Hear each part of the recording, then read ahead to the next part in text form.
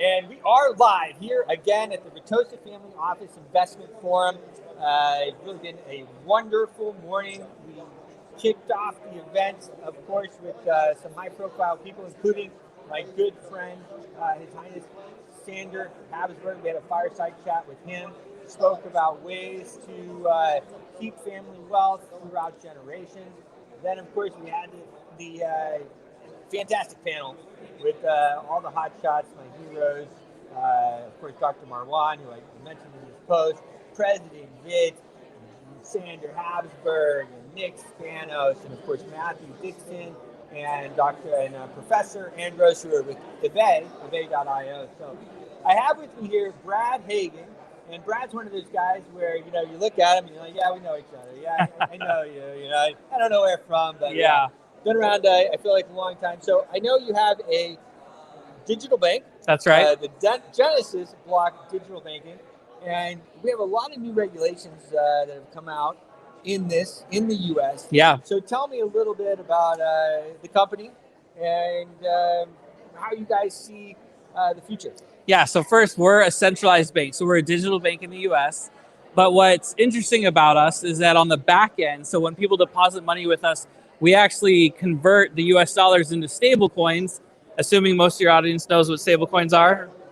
Okay, so they're pretty savvy. Okay, so we convert them to stable coins, and then we put those stable coins to work with decentralized finance. So we're in different high yield earning protocols. We're doing lending borrowing markets. We're doing swap fees on decentralized exchanges and things like that to earn 12 to 15% on a U.S. bank savings account.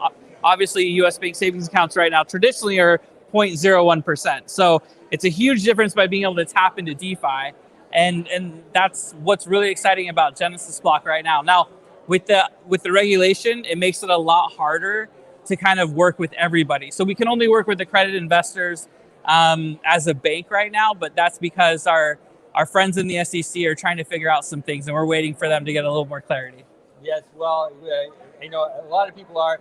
It has been in uncertain times in the U.S. Yeah.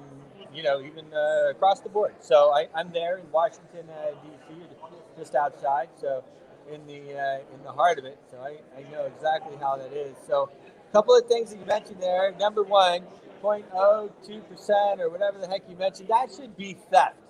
It is theft. I don't know how we're okay with that. Why are we still banking at Wells and Chase and saying, here's all my money and don't give me any yield on it? It's just incredible that we just have normalized that. Obviously, we've been in crypto long enough to know that's actually not normal. That is theft, right? That is theft. Yeah. And actually, the printing of the money and everything. Don't even get me started. Yeah, it's theft too. Yeah. Actually, my wife asked me, she goes, what does that mean? And I'm like, well, basically, you have 100,000 in the bank. They just printed 400,000 more. Yeah. And, you're diluted. That's right. That's right. Anyway. No, go ahead. There's a lot of excitement within crypto because of these things, right? We're starting to realize that kind of people have more power, or the decentralized finance can kind of take power away from what used to be centralized power. And so this is why we're in crypto. This is what's exciting. At Genesis Block, we really wanted to help bridge that gap because crypto is still hard for a lot of people. Yes. I mean, interacting with decentralized protocols is still not an easy task, even for smart people, honestly. Like, it's not, it takes a ton of time. It takes a ton of expertise. And so what we wanted to do is make sure we could bridge that gap. So we wanted to build a centralized bank, something people were used to in the real world, but get those decentralized returns that we know and now have created to be normal. And so what type of stable coins do you guys go into? So USDC and DAI mainly. Recently staying away from Tether as much as possible. I know, I hate to talk about it, because of course some of my dear friends are, anyway, but it's scary, almost not because of, it's just that everybody's talking about it. Yeah. So you're scared there's going to be a run on it. Yeah. And it's using all these margin platforms. And it's scary. It's something that we can't avoid. I think there's Tether specifically, it's been scary for years. It's not new news. It's getting heavier and heavier maybe, but it's still not something that we try to stay away from. It's hard to, though. It's hard to stay away from because a lot of exchanges still use Tether, especially Asian exchanges. as kind of the peg that you can trade out of. And so there's a lot of trading that happens still. But most of the margins are done on using it.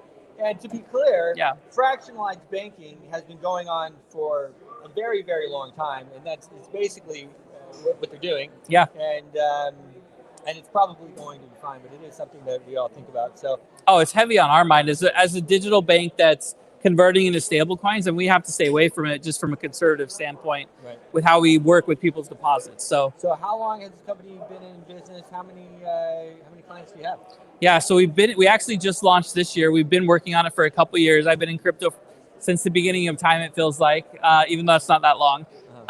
But we just have just under 50 million assets under management, and just launched to kind of private investors 3 months ago.